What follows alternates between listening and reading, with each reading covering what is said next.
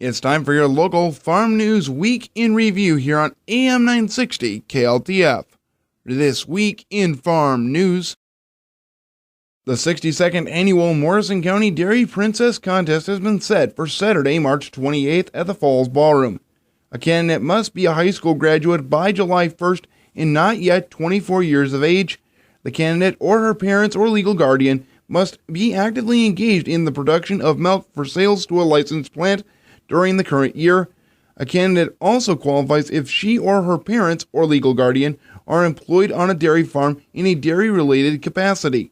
The newly crowned Morrison County Dairy Princesses will go to a training seminar which will be held May 15th through the 17th at St. Cloud State University. They will also have the chance to compete for the 12 spots to advance to the Princess K of the Milky Way competition in August. At all levels of competition, contestants are judged on their communication skills, personality, enthusiasm for the dairy promotion, and general knowledge of the dairy industry. Applications are due by March 2nd. For more information or an application, contact Laura Fellbaum at 630-4039. And I'm speaking with Beth Berlin, University of Minnesota Extension horticulturist. And Beth, I know a lot of people are saying, well, it's cold outside and maybe I'll wait till get those seeds started, but actually, now would be a great time to get those seeds started for the spring planting. Now is getting close to the time. You really want to know how long that plant needs until, for example, vegetables, until it's producing that vegetable. And so some of the crops need to get started here in the next week or so.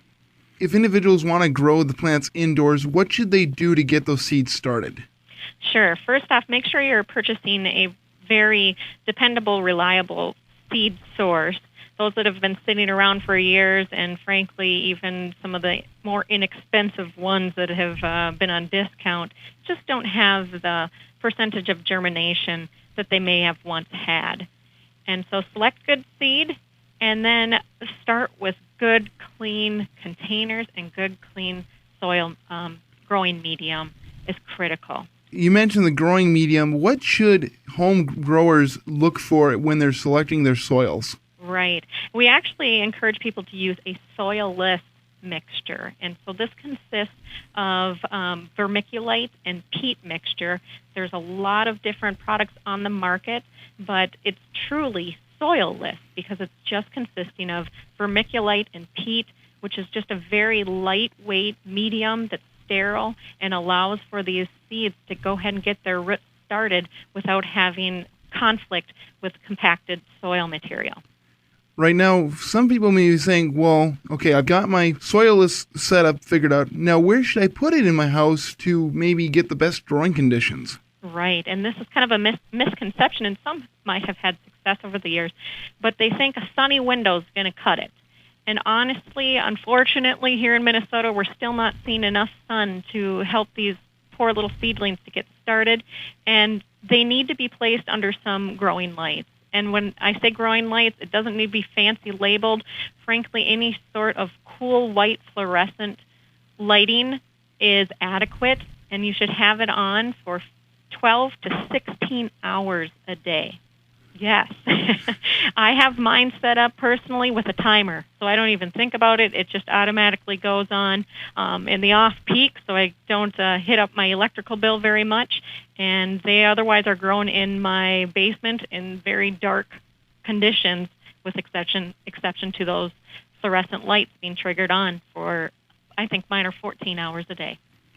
And now I know some people with their flowers, they like to take slips and then put it in water. Is that something that is good for maybe starting a flower growing? Certain plants will respond to that. Geraniums, you can take slips and get something to grow like that, but not all plants will cooperate in such a success. And so if you do have the plant already, it might be worth trying. Putting some rooting hormone with the slip might help and encourage those roots to get started. But frankly, some of our crops that we want, whether it's vegetables or flowers, just need to be started the old-fashioned way by seed. And if people want to say they're not a master gardener or they're not sure where to start, what are some resources that growers can turn to if they want to learn more information or how to do it right? Right. The University of Minnesota Extension has a great publication on starting seeds indoors.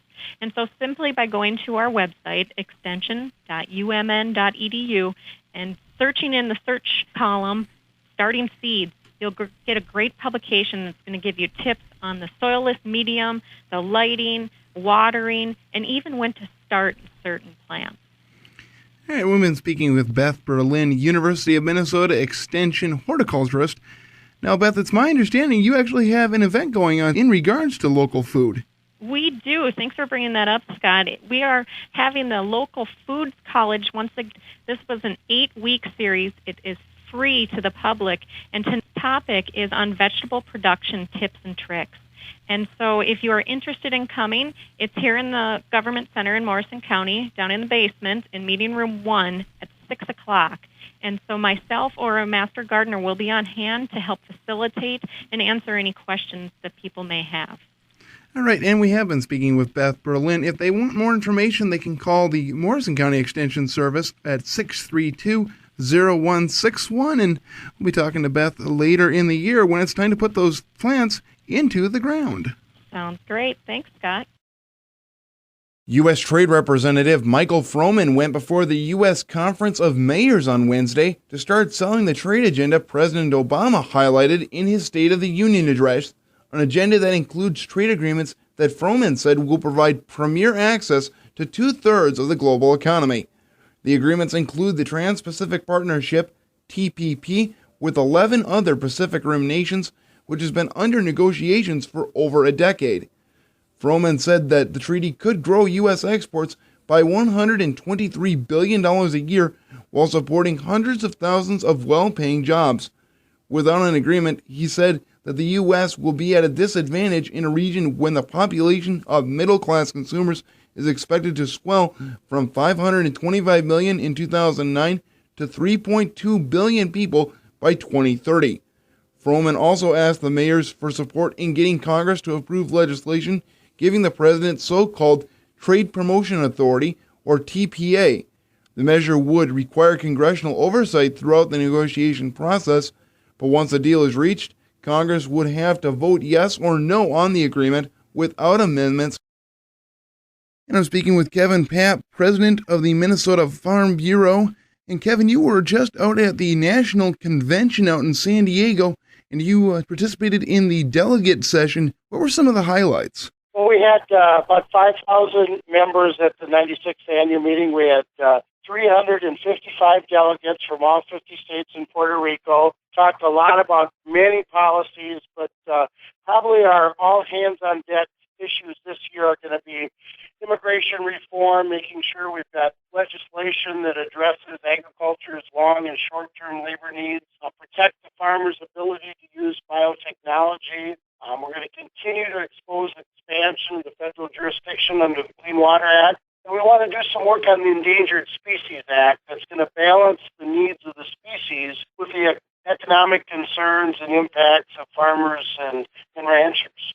That is based on the issue that we had with the gray wolf going back on the endangered species list. What is some of the reaction to that from the delegates? Well, in Minnesota, it happens to be the gray wolf. In other parts of the state, it's the lesser prairie chicken in the nation. In parts, it's the sage grouse. So it's not just a certain species, but it's the entire Endangered Species Act where we've got to take a look at how can we have that balance? Because most of that habitat for those on endangered species list is private property, many of it farmland or ranch land. Now, I know one issue that's been here in Minnesota lately has been the transportation issue. Was that brought up during the discussions? Absolutely. A lot of issues on transportation, the entire infrastructure, whether it's rivers, the locks and dams, whether it's roads and bridges and their condition, or the railroads. Certainly from a Minnesota perspective, we've had some of those issues with not being able to get the rail cars necessary to move the product. So we talked a lot about that, talked about pipelines and the importance of having that infrastructure. And let's move things in a pipe that you can move in a pipe and save the trucks and the trains for those things that can't be pushed through a pipeline. That's very true. And now, it's my understanding that members of the USDA were out at the convention this year. What were some of the things that they covered? Well, we're very fortunate to have two opportunities on two different days to sit down with USDA Agriculture Secretary Tom Vilsack, updated us on Farm Bill status, implementation of that Farm Bill, but also other things important to agriculture, whether it be renewable energy, trade. We also were very fortunate to have Darcy Vetter, the ambassador, trade negotiator for the United States, was there to meet with our Trade Advisory Committee to talk about the upcoming Trade Promotion Authority, or Fast Track, talk about the importance of the Trans-Pacific Partnership and trade opportunities that we have throughout the world. And you mentioned the TPP and also the Transatlantic Trade Partnership. I know that's going on with the European Union.